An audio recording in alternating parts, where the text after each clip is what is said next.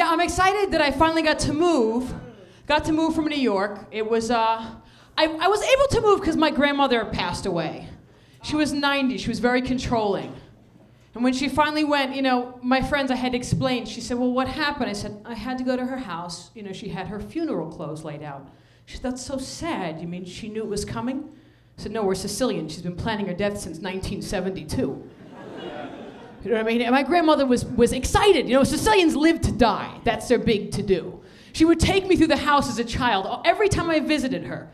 And she would show me all the furniture, the mermaids with the rhinestone nipples, the gold tasseled furniture, and you know what I mean? The plastic fruit, the 400 crucifixes, and say, Maija, when I die, I'm gonna leave you all of this. I say, Grandma, you know, may you live forever, because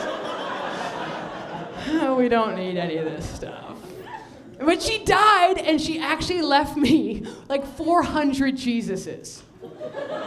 I don't care what your background is. It is almost impossible to throw away a Romeo-eyed bleeding Jesus. I put the few of them in the garbage. You're staring up at me.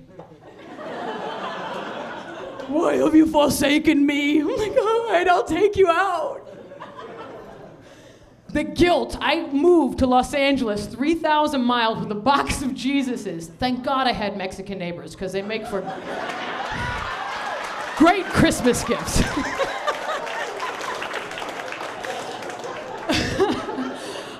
I feel like I'm at home because, like, you know, the Mexican people, they're like the Italian people. Everyone's like Olive when they got the same name. You know what I mean? Everyone's about this tall.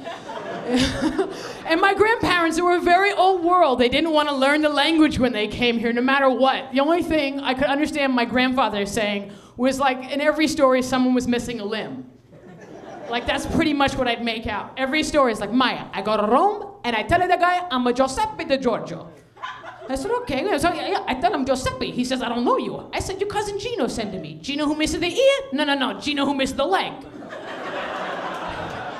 He's friends with my father, Merchuro. I don't know Merchuro. Sure, Merchuro the butcher who missed 3 fingers. He give your cousin the salami to put in the leg so he can walk home. And the guy says, ay, now I remember, Giuseppe, you're the kid who missed the eye, son of the butcher who missed 3 fingers who gave my cousin the salami to put in the leg so he can walk home. Why didn't you say so? And Maija, the guy takes me in the restaurant. He tells everybody the story what my father do for the guy, and a tear coming to my one eye.